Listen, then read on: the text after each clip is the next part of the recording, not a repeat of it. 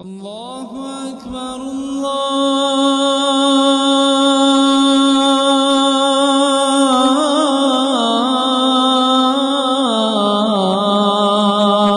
اکبر۔ کن چیزوں میں لے گا؟ کہا کہ مال میں، اولاد کے ذریعے، جان کے ذریعے، گھر والوں کے ذریعے۔ ان چاروں چیزوں میں اللہ تعالیٰ ایک مومن کا امتحان وقتاً فوقتاً اللہ تعالیٰ لیتا رہے گا۔ اور کیسے لے گا؟ کہا ہمارے جو اوقاف تھے، ہمارے اوقاف کو انہوں نے لوٹا ہے، اور انہی کے نقش قدم پر چلتے ہوئے یہ لوگ بھی آج مسلمانوں کے اوقاف کو لوٹنا چاہتے ہیں۔ اور اوقاف مسلمانوں کی جو بہت ساری ہیں، زمینیں ہیں، عمارتیں ہیں، ان ساری چیزوں کو اس پر یہ اپنا خونی پنجہ گاڑنا چاہتے ہیں۔ دنیا سے جانے کے بعد آپ کے بچے آ کے دعویٰ نہیں کر سکتے کہ پراپرٹی میں ہم کو بلڈنگ ملنی چاہیے، زمین ملنی چاہیے، نہیں، وراثت میں تقسیم نہیں ہوگی۔ اور پھر تیسری چیز، ان الحمدللہ نحمده ونستعینه ونستغفره ونعوذ باللہ من شرور انفسنا ومن سیئات اعمالنا من يهده الله فلا مضل له ومن يضلل فلا هادي له أشهد أن لا إله إلا الله وأشهد أن محمدا عبده ورسوله يا أيها الذين آمنوا اتقوا الله حق تقاته ولا تموتن إلا وأنتم مسلمون يا أيها الناس اعبدوا ربكم الذي خلقكم من نفس واحدة وخلق منها زوجها وبث منهما رجالا كثيرا ونساء واتقوا الله الذي تساءلون به والأرحام إن الله كان عليكم رقيبا يا أيها الذين آمنوا اتقوا الله وقولوا قولا سديدا يصلح لكم أعمالكم ويغفر لكم ذنوبكم ومن يطع الله ورسوله فقد فاز فوزا عظيما أما بعد فإن خير الحديث كتاب الله وخير الهدي هدي محمد صلى الله عليه وسلم وشر الأمور محدثاتها وكل محدثة بدعة وكل بدعة ضلالة وكل ضلالة في النار أعوذ بالله من الشيطان الرجيم بسم الله الرحمن الرحيم لتبلغن في أموالكم وأنفسكم ولتسمعن من الذين أوتوا الكتاب من قبلكم ومن الذين أشركوا أذى كثيرا وإن تصبروا وتتقوا فإن ذلك من عزم الأمور۔ ہر قسم کی حمد و ثنا، بڑائی، برتری، بزرگی، کبریائی اللہ تعالیٰ کے لیے ہے۔ درود و سلام ہو تمام نبیوں پر، بالخصوص میرے اور آپ کے نبی احمد مجتبی محمد مصطفیٰ صلی اللہ علیہ وسلم کی ذات گرامی پر۔ اللہم صلی وسلم وبارک علی نبینا محمد صلی اللہ علیہ وسلم۔ محترم حاضرین جمعہ، ابھی خطبہ مسنہ کے بعد میں آپ کی خدمت میں سورہ آل عمران سورہ نمبر 3 کی آیت نمبر 180 پر 6 پڑھا ہوں۔ اللہ رب العالمین اس آیت میں اپنے قانون امتحان کا ذکر کیا ہے، قانون آزمائش کا ذکر کیا ہے۔ اللہ تعالیٰ نے کہا لَتُبْلَوُنَّ فِي أَمْوَالِكُمْ وَأَنفُسِكُمْ، ضرور تمہارے مالوں میں اور جانوں میں تمہاری آزمائش ہوگی۔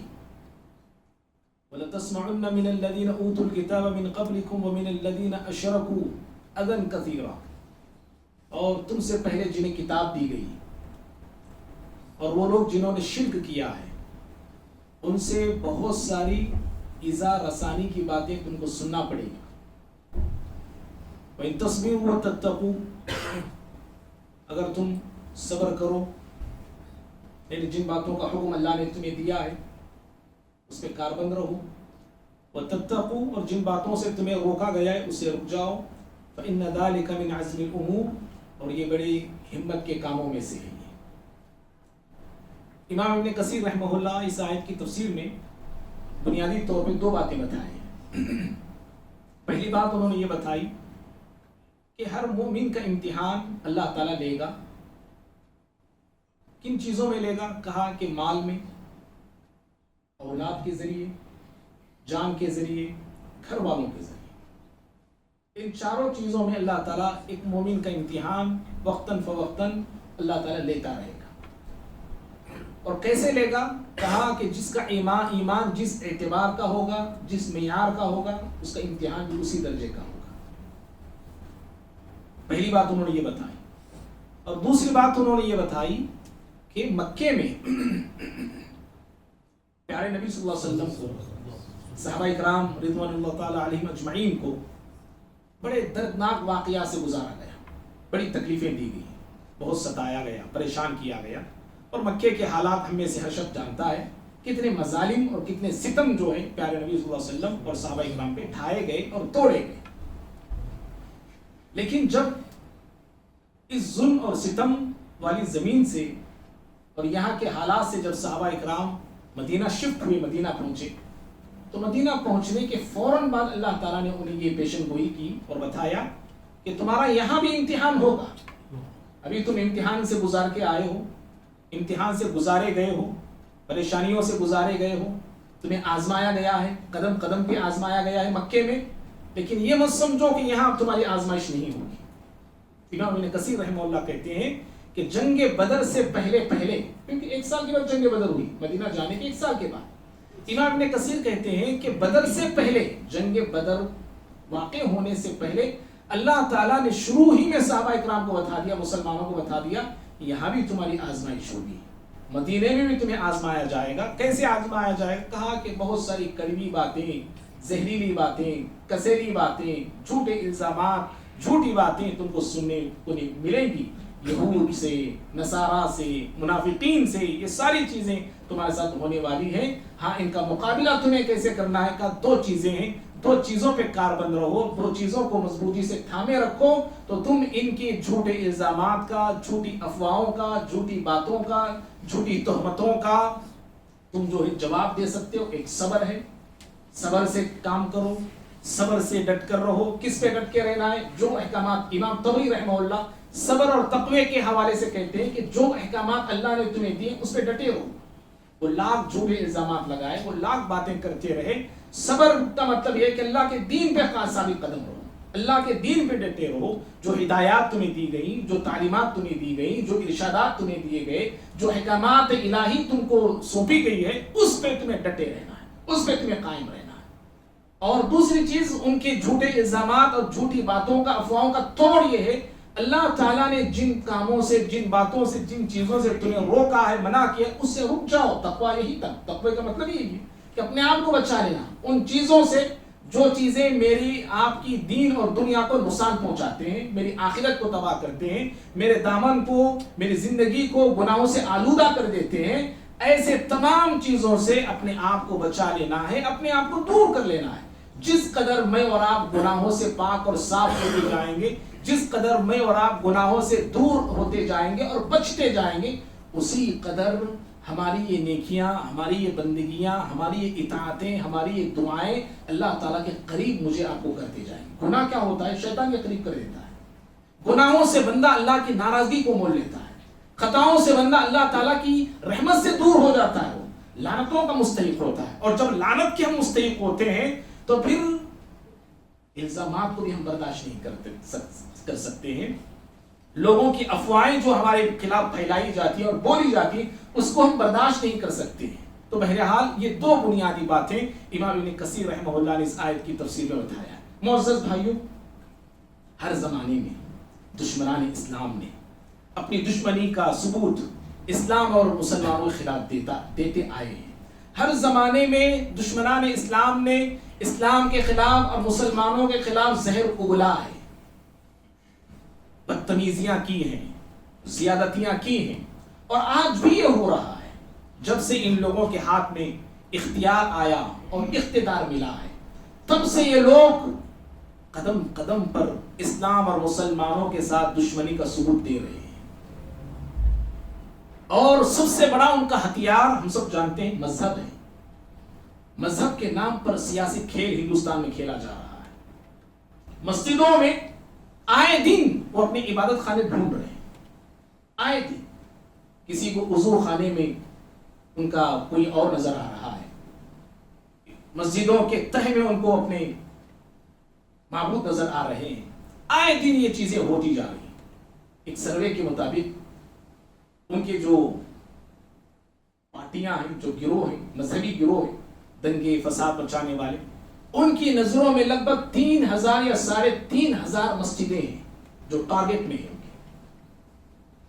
تو آئے دن مذہب کے نام پر ایک سیاسی کھیل کھیل رہے ہیں اور مسلمانوں کو پوری طرح سے کمزور کرنے کے لیے، پسپا کرنے کے لیے، ان کے حقوق کو چھیننے کے لیے، ان کے اختیارات کو چھیننے کے لیے کوششیں ہو رہی ہیں، اور مسلمانوں کو اس ملک کا دوسرے نمبر کا شہری بنانا چاہتے ہیں۔ سارے حقوق ہم سے لے لیے جائیں، سارے رائٹس ہم سے چھین لیے جائیں، جو وہ کہیں وہ سن کر رہے ہیں، جیسے وہ کہیں مان کر رہے ہیں، جو اشارے وہ دیں ان اشاروں پہ چلنے والے ایسے شہری بن کر رہے ہیں، وہ چاہتے ہیں۔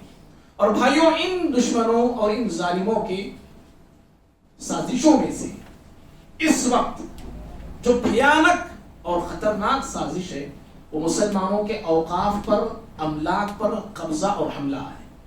جو ہمارے اوقاف ہیں، جو جائیداد ہیں اوقاف کی، ان پر جو ہے ان لوگوں کی نظر ہے، اور اس کے لیے دونوں جگہ پہ بل پاس کر لیے گئے ہیں۔ ہندوستان کی جو صدر ہے وہ بھی اس پر دستخط کر چکی ہے۔ اب اس مہینے 16 تاریخ کو جو ہے سپریم کورٹ میں شاید جو ہے سنائی ہونے والی ہے۔ اللہ کرے کہ یہ فیصلہ ہمارے حق میں آئے۔ اللہ رب العالمین اس میں مسلمانوں کو اللہ جیت عطا فرمائے۔ آمین۔ معزز بھائیوں، ان لوگوں سے پہلے جو انگریز یہاں پر تھے، انگریزوں نے بھی مسلمانوں کے اوقاف پر حملہ کیا۔ بہت سارے ہمارے اوقاف تھے، اس وقت بھی انہوں نے ہمارے اوقاف ہم سے چھینے، اور چھین کر اپنے چرچوں کو دیا۔ انہوں نے چرچ وہاں پہ بنائے گئے، اسکولز، ہاسپٹلز، کالجز انہوں نے وہاں پہ بنایا۔ حالانکہ یہ تو آئے تھے لوٹنے کے لیے، ملک کو لوٹ رہے تھے اور لوٹ کے جا رہے تھے، تو یہ لوگ اتنی بڑی بڑی زمینیں کیسے دے کے چلے گئے، اتنی بڑی بڑی زمینیں کیسے چھوڑ کے چلے گئے؟ حالانکہ یہ ہمارے جو اوقاف تھے، ہمارے اوقاف کو انہوں نے لوٹا ہے، اور انہی کے نقش قدم پر چلتے ہوئے یہ لوگ بھی آج مسلمانوں کے اوقاف کو لوٹنا چاہتے ہیں۔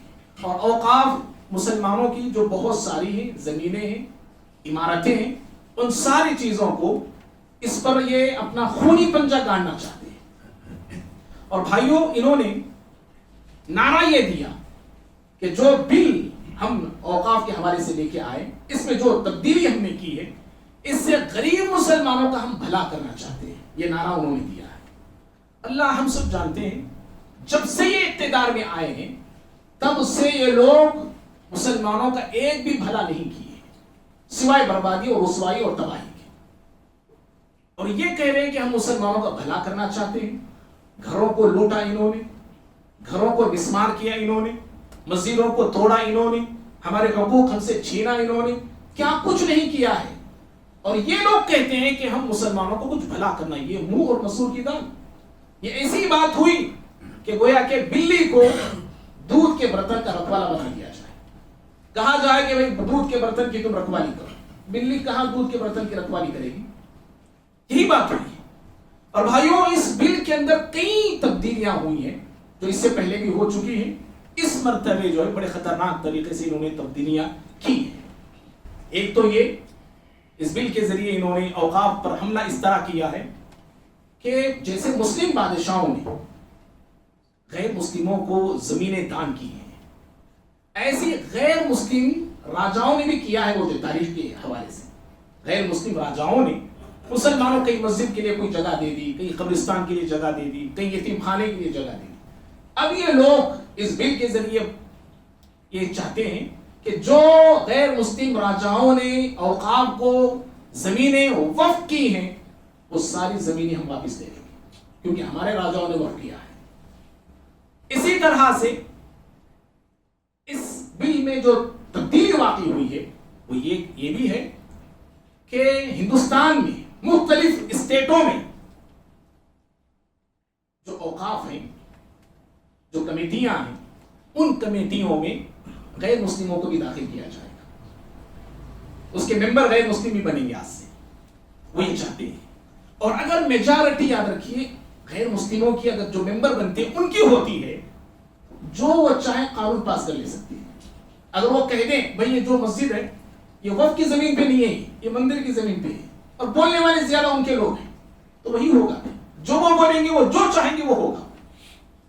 دوسری چیز، اور تیسری چیز یہ ہے کہ لمیٹیشن ایکٹ کے تحت ایک دستور یہ بھی بنایا گیا تھا کہ جتنی زمینیں ہیں اوقاف کی، ان زمینوں کو چھوڑ کے اگر کوئی شخص کسی زمین پہ قبضہ کرتا ہے اور 12 سال تک اس پہ اپنا قبضہ جما کے رکھتا ہے اور کوئی لیگل دعوے دار نہیں ہے، کسی کے پاس لیگلی طور پہ اس زمین کے کاغذات نہیں ہیں، اور یہ جو قبضہ کیا ہے شخص وہ کورٹ جاتا ہے، کہتا ہے کہ 12 سال سے میں اس زمین پہ ہوں، حالانکہ اس کے پاس کوئی کاغذ نہیں ہے اور کوئی دعویٰ کرنے والا بھی نہیں ہے، اور کوئی دعویٰ کرتا ہے اس کے پاس کاغذات بھی نہیں ہے، تو کورٹ زمین اس کو دے گی جو 12 سال سے قبضہ کیا ہے۔ لیکن اس میں وقف کی زمینوں کو شامل نہیں کیا گیا ہے۔ اس مرتبہ یہ لوگ اس بل میں اوقاف کی زمین کو بھی ایڈ کرنے کی کوشش کی ہے کہ اگر کسی زمین پر، اوقاف کی زمین پر کوئی قبضہ جما کے بیٹھا ہوا ہے اور اگر یہ لوگ اگر دعویٰ نہیں کریں تو پھر اگر کاغذات نہیں ہیں تو پھر وہ زمین اسی کی ہوگی۔ تو بہرحال اس طرح اور بھی کئی باتیں ہیں اس بل کے اندر، اوقاف کے ذریعے، اوقاف میں کئی ایک چیزوں کو ہڑپ کرنے کی، زمینوں کو، عمارتوں کو ہڑپ کرنے کی ناپاک کوششیں ان کی ہو رہی ہیں اور ارادے ان کے ہیں۔ معزز بھائیوں، اوقاف کیا ہے؟ یہ وقف کیا ہے؟ یہ اوقاف یا وقف دیکھیے یہ بہت بڑی عبادت ہے، یہ بھی ایک نیکی کا کام ہے اور بہت بہترین صدقہ جاریہ ہے۔ صحابہ کرام رضوان اللہ تعالی علیہم اجمعین نے وقف کرنے میں بڑا رول اور بڑا کردار ادا کیا ہے، زمینوں کو، مکانوں کو وقف کرنے میں۔ حضرت عمر بن خطاب رضی اللہ تعالیٰ عنہ کو خیبر جب فتح ہوا تو وہاں سے ایک زمین کا حصہ آپ کو ملا اور وہ زمین بڑی ہری بھری تھی، زرخیز تھی۔ حضرت عمر بن خطاب رضی اللہ نے ارادہ کیا کہ اس زمین کو میں غریبوں میں خرچ کر دوں یا اللہ کے راستے میں دے دوں۔ پیارے نبی صلی اللہ علیہ وسلم نے ان سے کہا کہ اس زمین پر اپنا قبضہ رکھو، یعنی اس کے مالک آپ بن کر رہو، اس کو اپنے کنٹرول میں رکھو۔ اس زمین کو، اس زمین سے جو آمدنی آتی ہے اس آمدنی کو اللہ کے راستے میں خرچ کرو، ضرورت مندوں پر، پریشان حال لوگوں پر، غریبوں پر، مسکینوں پر۔ ہاں، لیکن اس زمین کو بیچا نہیں جائے گا۔ وقف کا مطلب یہ ہوتا ہے زمین کو بیچا نہیں جائے گا اور وراثت میں یہ زمین تقسیم بھی نہیں ہوگی۔ اگر آپ نے کوئی زمین آپ نے دی، کوئی عمارت آپ نے دی، کوئی بلڈنگ آپ نے دے دی تو آپ اس زمین کو بیچ نہیں سکتے، اور آپ کے دنیا سے جانے کے بعد آپ کے بچے آ کے یہ دعویٰ نہیں کر سکتے کہ پراپرٹی میں ہم کو بلڈنگ ملنی چاہیے، زمین ملنی چاہیے، نہیں، وراثت میں تقسیم نہیں ہوگی۔ اور پھر تیسری چیز یہ ہے کہ کوئی اس کو خرید بھی نہیں سکتا ہے۔ ہاں، یہ اور بات ہے کہ لوگ خرید رہے ہیں چھوٹے کاغذات بنا کے، اور بات ہے۔ تو پیارے نبی صلی اللہ علیہ وسلم نے حضرت عمر رضی اللہ کو نصیحت فرمائی تو حضرت عمر رضی اللہ تعالیٰ اس پر قائم تھے۔ آپ کی دنیا سے جانے کے بعد حضرت حفصہ رضی اللہ تعالیٰ عنہ اس زمین کو سنبھالتی تھی، جو آمدنی آتی تھی وہ آمدنی جو ہے خرچ کرتی تھی اللہ کے بندوں پر، ضرورت مندوں پر، مجاہدوں پر، سپاہیوں پر، دین کے راستے میں چلنے والے لوگوں پر۔ اور اسی طرح سے حضرت ابو بکر صدیق رضی اللہ تعالیٰ کے مکانات تھے مکے میں، آپ نے ان مکانات کو وقف کیا تھا۔ حضرت عثمان رضی اللہ تعالیٰ نے جب مدینہ آپ پہنچے، مسلمان جب مدینہ پہنچے تو پانی کے بڑے مسائل تھے، یہودی کے پاس ایک کنواں تھا، اس کنویں سے وہ پانی پیسوں کے بدلے میں دیا کرتا تھا۔ پیارے نبی صلی اللہ علیہ وسلم نے کہا کہ کون ہے اس کنویں کو خریدے اور وقف کرے، تو عثمان رضی اللہ عنہ آگے بڑے 30,000 جو ہے کوئی درہم دے کر اس کنویں کو آپ نے خریدا اور وقف کر دیا اس کو۔ کئی مکانات آپ نے وقف کیے تھے حضرت عثمان رضی اللہ تعالیٰ عنہ نے، اور وہ جو کنواں آپ نے وقف کیا تھا بیر روما اس کو کہا جاتا ہے، بہت سالوں تک تھا۔ جب مسجد نبوی توسیع کر دی گئی، یعنی کشادی کر دی گئی، تو آج بھی وہ کنواں مسجد نبوی کے سرنڈر میں ہے، وہاں کچھ نشان بھی جو ہے رکھا گیا ہے۔ اسی طرح سے حضرت علی رضی اللہ تعالیٰ عنہ کو زمین ملی تھی، بڑی زرخیز زمین تھی، اس زمین میں کنواں بھی تھا اور جو ہے کھیتی وغیرہ بھی ہوتی تھی۔ حضرت علی رضی اللہ تعالیٰ عنہ اس کو وقف کر دیا تھا۔ اسی طرح سے حضرت معاذ رضی اللہ تعالیٰ عنہ کا ایک مکان تھا جس کو دارالانصار کہا جاتا تھا، آپ نے اس مکان کو وقف کر دیا تھا۔ صحابہ بھی وقف کیے، صحابیات نے بھی وقف کی ہیں کئی مکانات کو، زمینوں کو۔ حضرت عائشہ رضی اللہ تعالیٰ عنہ نے، حضرت حفصہ رضی اللہ تعالیٰ عنہ، اور بھی کئی ایسے صحابہ اور صحابیات نے۔ اور ان کے نقش قدم پر چلتے ہوئے بعد کے آنے والے تابعین، بعد کے آنے والے مسلمان، رحم دل نرم دل بادشاہ نیک تاجر لوگوں نے بھی اس اوقاف کو بہت بڑھایا، بہت پھیلایا، اور اس سے بڑی خدمتیں کی، مسلمانوں کی اور اسلام کی بڑی خدمتیں ہوئی. اور لوگوں نے، اسلاف میں سے ہمارے لوگوں نے اپنی اپنی خواہش کے مطابق اور لوگوں کی ضرورتوں کے مطابق چیزوں کو وقف کیا ہے. بعض نے مٹی کے برتن وقف کر رکھے تھے اسلاف میں سے، اور بعض نے کھانا پکانے کے سامان وقف کیے تھے. کوئی غریب آئے جس کے پاس کوئی چند مہمان آ گئے ہیں، کئی لوگ ہیں، کھانا پکانے کا کوئی سامان نہیں ہے، چھوٹا سا سامان اس کے پاس ہے، وہ یہاں سے آئے اور آ کے ان وقت سے جو ہے ان چیزوں کو لے جائے، کھانا وغیرہ بنا لے، ضرورت پوری ہونے کے بعد وہ سامان لا کے واپس دیتے ہیں. اسی طرح سے دلہنوں کو سجنے کے لیے لوگوں نے زیورات وقف کر دیے تھے، اوقاف میں ہوتے تھے وہ. اور کوئی غریب لڑکی ہے جس کی شادی ہے، زیورات نہیں ہے پہننے کے لیے، اوقاف سے وہ زیورات لیے جاتے تھے، شادی ہوتی تھی، ہونے کے بعد اوقاف میں لا کے واپس کر دیے جاتے تھے. یہ بھی وقف ہوا ہے، لوگوں نے اسے بھی کیا ہے. اسی طرح سے حرم میں جو کبوتر ہوتے ہیں، خانے کعبہ کے پاس جو کبوتر ہوتے ہیں، کبوتروں کے دانے کے لیے لوگوں نے زمین کو وقف کر رکھا تھا. وہاں سے جو آمدنی آتی، اس آمدنی سے جو ہے آمدنی سے اور پیسوں سے دانے خریدے جائیں اور کبوتروں کے لیے وہ دانے ڈالے جائیں. جو مکہ ٹاور آپ دیکھ رہے ہیں، حرم کے سامنے بالکل اپوزٹ بڑا سا ٹاور، بڑی سی بلڈنگ ہے، ملک عبدالعزیز نے اس زمین کو وقف کر دیا تھا. اور آج ایک عالیشان بلڈنگ وہاں پہ قائم ہے. اس کا سارا پیسہ حرم کے انتظامات پر اور حاجیوں کی سہولیات پر خرچ کیا جاتا ہے. یہ اوقاف ہے. اور بھائیوں، صلاح الدین ایوبی رحمہ اللہ نے دمشق میں ایک قلعہ انہوں نے بنایا تھا. قلعے کے دروازوں کے اوپر 2 پرنالے بنا کے رکھے تھے انہوں نے، جو پانی جانے کا پرنالا ہوتا ہے.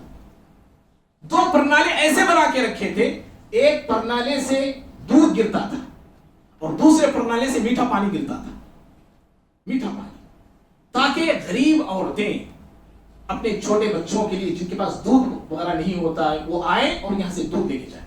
ہفتے میں 2 مرتبہ عورتیں آتی تھیں اور آ کے یہاں سے جس کو جو ضرورت ہے میٹھے پانی کی یا دودھ کی، وہ یہاں سے لے کے جاتی تھی. اور ان کے جو استاد تھے نور الدین زنگی رحمہ اللہ، انہوں نے اوقاف میں تو بڑا کارنامہ انجام دیا ہے، بڑی محنتیں کی، بڑی قربانیاں دی ہیں. انہوں نے ایک ہاسپٹل تعمیر کیا تھا المستشفى النوری کے نام سے. لگ بھگ جو ہے یہ ہاسپٹل 800-900 سال تک چلتا رہا ہے. جی 800 سال تک. اور بھائی سامنے آئیں گے. اور اس ہاسپٹل میں علاج پورا مفت تھا، فری تھا اوقاف سے. کھانا پینا بیماروں کے لیے، مریضوں کے لیے، پریشان حال لوگوں کے لیے مفت تھا، سب فری ہوتا تھا. لیکن آج دیکھو علاج کے نام پہ لاکھوں کروڑوں لوٹا جا رہا ہے. علاج بعد میں ہوتا ہے، پہلے پیسے باندھنا ہوتا ہے. اور علاج بھی ایسے، اگر بیماری ختم بھی ہو گئی نا، جو بیماری کے نام پہ پھر علاج ہو رہا ہے. اور ایسے بھی ہاسپٹل ہیں میت کو رکھ کے لاش کا سودا کر رہے ہیں، مر گیا ہے پھر بھی اس کو دبا کے رکھیں، پھر پیسے کھینچتے جا رہے ہیں، پیسے کھینچتے جا رہے ہیں، لوٹتے جا رہے ہیں. اوقاف کے ذریعے ایسے ہاسپٹل تعمیر کیے گئے، بنائے گئے، جو بڑی خدمتیں انجام دی، لوگوں کا فری علاج ہوا کرتا تھا. اور بھائیوں، ہمارے ماضی میں کافی علماء گزرے، ہم سب جانتے ہیں، بڑے بڑے علماء گزرے ہیں. اور اتنی کتابیں اور ایسی ایسی کتابیں انہوں نے لکھی ہے، ان کی کتابیں پڑھنے میں میری آپ کی زندگیاں ختم ہو جاتی ہیں. جی اتنی کتابیں لکھی ہیں. امام ابن قیم رحمہ اللہ، امام ابن تیمیہ رحمہ اللہ، امام غزالی رحمہ اللہ، اور امام ابن جوزی، امام نووی رحمہ اللہ، جو شرح مسلم کی شرح کی ہے امام نووی رحمہ اللہ نے، بڑی پوری دنیا میں شاندار شرح ہے ان کی. سمجھ، ایسے بڑے بڑے علماء، یہ کوئی محنت وغیرہ نہیں کرتے تھے. سمجھ، اوقاف سے ان کی سیلری ان کو ملا کرتی تھی، اوقاف سے تنخواہ ان کو دی جاتی تھی. یہ لوگ پڑھتے پڑھاتے تھے، سیکھتے سکھاتے تھے، کتابیں لکھتے تھے، اور اپنی زندگیاں اللہ کے دین کے لیے وقف کر رکھی تھی انہوں نے. تو اس طرح بے فکر ہو کر یہ لوگ اللہ کے دین کے کام میں لگ چکے تھے، اور باقاعدہ سیلری ان کو مہینہ مہینہ اوقاف سے آیا کرتی تھی. حالانکہ کئی مرتبہ میں جب مسجد کے لیے تعاون کے لیے اعلان کرتا ہوں، تو میں نے پہلے بھی آپ کے سامنے بتایا تھا، پہلے ہماری جو مسجدیں اور جو مدرسے ہوا کرتے تھے وہ اوقاف سے چلا کرتے تھے. انگریزوں نے پوری طرح سے سیاسی طور پہ اقتصادی طور پہ یعنی مالی طور پہ اور تعلیمی طور پہ مسلمانوں کو کمزور کر دیا، اور اتنا کمزور کر دیا کہ ہماری مسجدیں ہمارے مدرسے چندے پہ آ گئے. چندہ لو مسجد چلاؤ، چندہ لو مدرسہ چلاؤ. لیکن پہلے مسائل ایسے نہیں تھے. کافی بڑے بڑے مدارس جہاں سے بڑے بڑے علماء نکلے وہ سب اوقاف سے چلا کرتی تھی. المدرسہ نظامیہ ہو کے بہت بڑا مدرسہ، خلافت عباسیہ کے بہت بڑے وزیر نظام الملک نے کئی مدرسے قائم کیے، اور سارے مدرسے چلتے تھے اوقاف سے چلتے تھے. زمینیں تھیں، کھیت تھے، سب کچھ تھے. وہاں سے جو ہے اس مدرسے کے لیے جو فنڈنگ ہوا کرتا وہ مدرسے چلتے تھے. کئی علماء نکلے اس مدرسے سے، امام غزالی رحمہ اللہ سب ایسے مدرسوں سے نکلے. آج ہمارے مسجدوں کا حال، ہمارے مدرسوں کا حال کیا ہے؟ چندوں پہ ہے. اور چندے بھی اللہ معاف کرنا بھائی، دینے والے بڑے کم ہوتے ہیں. مدرسوں کا حال لو، مسجدوں کا حال لو. اور لوگ علماء بھی دیکھیے، معاف کرنا بھی اگر آپ کو غلط لگے تو یہ حقیقت ہے جو میں بول رہا ہوں. علماء بھی اس طرح سے کام نہیں کرتے جو کام کرنا چاہیے، اس طرح بول نہیں پاتے جیسے بولنا چاہیے. کیوں؟ اگر ایسا بھی بولیں گے لوگ چندہ روک لیتے. جی وہ نکالو جو مول صاحب کو، جب تک چندہ دیتا نہیں دیکھو انہوں رہے تو میں دیتا نہیں چندہ. اس طرح ہوا ہے کہیں ایک مقامات پر چندے لوگ روک لیتے ہیں. اب وہ آدمی کیا کرتا ہے؟ وہ دب کر رہتا ہے یا تو چھپ کر رہتا ہے یا ڈر کر رہتا ہے. بولنے کے لیے بھی وہ ڈرتا ہے. وہ کیوں؟ لوگوں کے مسائل ایسے، چندوں پہ مسجد چل رہی ہے. اب ذمہ دار بھی کیا کرتے ہیں؟ بھائی چندے دینے والے کم ہیں، مول صاحب نتی کی جاتی نہیں دیکھو تمہیں. یہ حال ہو گیا ہے مسجدوں کا. جیسی خدمت مسجدوں سے ہونی ہے وہ نہیں ہو پا رہی، جیسے اصلاح کے کام ہونا ہے وہ نہیں ہو پا رہے. کیوں؟ چندوں پہ مسجدیں ہماری ہوئی. بہرحال بھائیو، یہ حقیقت ہے. باتیں کڑوی ضرور ہے لیکن حقیقت ہے. پورے ہندوستان میں یہی ہے. چند مسجدیں ہیں جو اوقاف سے اب چل رہی ہیں. تو معزز بھائیو، اس طرح اوقاف سے خدمتیں ہمارے لوگوں نے لی اور خدمتیں سے اوقاف سے ہوئی ہیں. یاد رکھیے اوقاف وقت دو طرح کا ہوتا ہے. ایک وقف خاص ہوتا ہے، ایک وقف عام ہوتا ہے. ایک عام وقف ہے، ایک خاص وقف ہے. عام وقف یہ ہے کہ زمین آپ نے دے دی، کہہ دیا کہ یہ زمین اللہ کے لیے وقف ہے. عام، اس زمین سے سارے لوگ فائدہ اٹھا سکتے ہیں. کوئی کھیت آپ نے دے دیا، اس زمین اس کھیت سے جو بھی آمد ہے سب پر خرچ کیا جائے گا.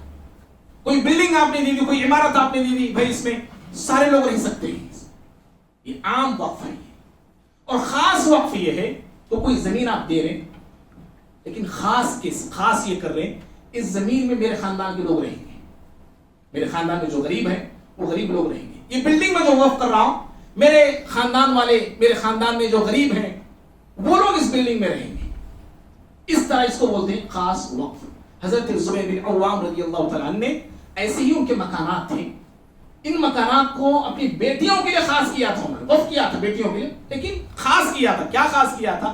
اگر کوئی میری بیٹی، اگر اس کا شوہر انتقال ہوتا ہے وہ اس گھر میں آ کے رہ سکتی ہے جب تک اس کی دوسری شادی نہیں ہو جاتی. دوسری شادی ہو گئی گھر چھوڑ کے چلے جاتا، خالی کرنا اس کا. یا اگر کوئی مسئلہ ہو گیا اپنے شوہر سے، انبن ہو گئی، لڑائی ہو گئی، اب گھر سے وہ نکل کے باپ کے پاس آ کے رہنا چاہتی ہے، آپ وہ اس گھر میں رہ جائے. اور جب ان کا انبن ہو جائے وہ تب چلے جائے. وہ اس طرح حضرت زبیر بن عوام رضی اللہ عنہ نے اپنے مکانات کو خاص کیا تھا. حضرت عائشہ رضی اللہ تعالیٰ عنہ نے ایک مکان وقف کیا تھا، انہوں نے بھی اس کو خاص کیا تھا. یہ فلاں فلاں فلاں لوگ رہیں گے. پہلے ایک عام کیا انہوں نے، حضرت عائشہ رضی اللہ عنہ فلاں فلاں فلاں فلاں فلاں یعنی نشاندہی آپ نے کر دی، فلاں فلاں لوگ رہیں گے. ان کے ختم ہونے کے بعد پھر یہ پراپرٹی آل ابو بکر میں لوٹ کر آئے گی رضی اللہ تعالیٰ عنہ. اس طرح کا خاص انہوں نے وقف کیا تھا. تو یہ اوقاف کی دو قسمیں، ایک وقف خاص ہے، ایک وقف عام ہے. بہرحال بھائیوں، آج بتانا یہ ہے کہ بہت بڑی ہماری جو پراپرٹیاں اس ہندوستان میں اوقاف کی ہیں، ان اوقاف پر دشمنوں کی بڑی گہری اور کڑی نظر ہے. اس کو پوری طرح سے لوٹنا چاہتے ہیں اور مسلمانوں کو تباہ اور برباد کرنا چاہتے ہیں. ان حالات میں دیکھیے، پہلی بات تو یہ ہے کہ جیسے ہمارے اسلاف نے، پہلے کے مسلمانوں نے اوقاف سے جو خدمتیں کی، جو محنتیں کی، جو کام کیے ہیں، ہمارے اس اوقاف کے، اب کے اوقاف کے ذمہ داروں نے اس طرح کا کام نہیں کیا ہے. یہ حقیقت ہے، اس طرح کا کام نہیں کیا ہے. خدمت جیسی ہونی تھی امت مسلمہ میں، ہندوستانی مسلمانوں کی، اس طرح کی خدمت نہیں ہوئی. بعض میں نے یہاں تک سنا کہ آج جو ہمارے پاس بہت سارے لوگ کرائے کے گھروں پہ ہم رہتے ہیں، بہت سارے لوگ رہتے ہیں، ہمارے پاس اتنی پراپرٹیاں ہیں، ان سارے پراپرٹیوں کا صحیح استعمال کیا جائے، خالی جگہ بنجر زمینیں کئیوں پڑی ہیں، ان زمینوں پر عمارتیں اگر تعمیر کیا جائے تو ہندوستان میں جتنے مسلمان ہیں جو بے گھر ہیں، ہر ایک کو ایک گھر مل سکتا ہے، اتنی پراپرٹی، یہ میں نے سنا ہے، شاید آپ نے بھی اس پر غور کیا ہوگا، اتنی املاک ہیں، اتنی زمینیں، اتنی جائیداد ہیں. اور بھائیوں جیسے کام ہونا تھا نا، پہلے تو یہ نہ اسلام کی خدمت ہوئی ہے، ہاں ہوتی ہے تو درگاہوں کو چمکایا جاتا ہے لوگوں میں، کیونکہ وہ بھی وقت میں آتے ہیں، محنت زیادہ اس پر ہے، فوکس زیادہ اس پر ہے. اور دوسرا کام جو ہمارے لوگ کرنا تھا وہ نہیں کیے، وہ یہ ہے کہ کئی زمینوں پر گورنمنٹ کے آفیسیں قائم ہیں ہوتی. میں چند دن پہلے پیپر پڑھ رہا تھا، کئی اوقاف کی زمینوں پر گورنمنٹ کی زمینیں، گورنمنٹ کے آفیسیں قائم ہیں اور سارے ذمہ داران خاموش ہیں، ہمارے آفیسیں بنا لی گئی ہیں اور رہ رہے ہیں. اور کئی زمینوں پر کروڑ پتیاں، لکھ پتیاں، ان کی عمارتیں کھڑی ہوئی ہیں، بیچ دیا گیا ہے پیسوں کے بلبوتے پر، کاغذات کو تبدیل کر دیا گیا ہے، بیچ دیا گیا ہے. تو قصور ہمارا ہے، سمجھ گئے، خطائیں ہماری ہیں، لفزشیں ہماری ہیں.